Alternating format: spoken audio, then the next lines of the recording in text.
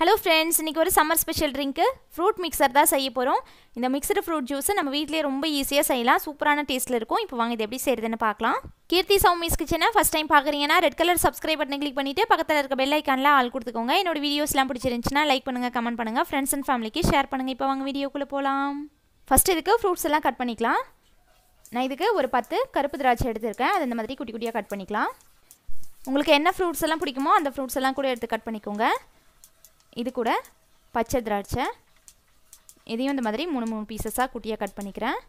இப்போ இதில் பாதி மாம்பழம் மேலே இருக்கிற தோலெல்லாம் பீல் பண்ணி எடுத்து வச்சுருக்கேன். அதையும் இந்த மாதிரி குட்டி ஸ்லைஸாக கட் பண்ணிவிட்டு இது கூட ஒரு பாதி பழம் எடுத்திருக்கேன், வாழைப்பழம், அதையும் இந்த மாதிரி கட் பண்ணிக்கலாம். இது கூட ஆப்பிள் நடுவில் இருக்கிற அந்த சீடெல்லாம் கட் பண்ணிவிட்டு இந்த மாதிரி சின்ன சின்ன பீசஸாக கட் பண்ணிக்கிறேன். இப்போது கட் பண்ண ஃப்ரூட்ஸ் எல்லாம் ஒரு பவுலில் போட்டுக்கலாம். கட் பண்ண mango, banana, apple, green grapes, black grapes, இது கூட pomegranate. இதெல்லாம் நீங்கள் டைரெக்டாக அப்படியே மிக்ஸி ஜாரில் கூட போடலாம். நான் இதெல்லாம் மிக்ஸ் பண்ணுறதுக்காக நம்ம உள்ள போட்டுக்கிறேன். இப்போ இதில் ஒரு 3 டீஸ்பூன் சர்க்கரை சேர்த்துக்கலாம். இது கூட ஒரு 2 டீஸ்பூன் நன்னாரி சிரப் சேர்த்துக்கிறேன்.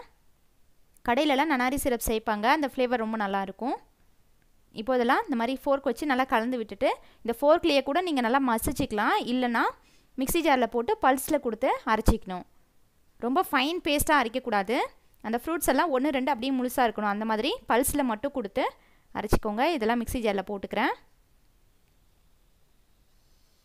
ரொம்ப ஃபைன் பேஸ்ட்டாக அரைச்சிட்டோம் அப்படின்னா நல்லா இருக்காது. அதனால் பல்ஸில் ஒரு 2-3 பல்ஸ் கொடுத்தா போதும். இது நல்லா அரைஞ்சிடும். 2 பல்ஸ் கொடுத்துட்டு இப்போ இதில் தண்ணி சேர்த்துக்கிறேன். இது ரொம்ப திக்காக இருக்குது. இதுக்கு பதிலாக நீங்கள் இது கூட பால் கூட சேர்க்கலாம். காய்ச்சி ஆற வச்ச பால் இருந்துச்சுன்னா 1 டம்ளர் சேர்த்துக்கோங்க.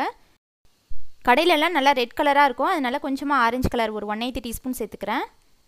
அது சேர்க்கலனாலும் பரவாயில்ல. அவ்வளோதான், இது நல்லா அரைச்சாச்சு.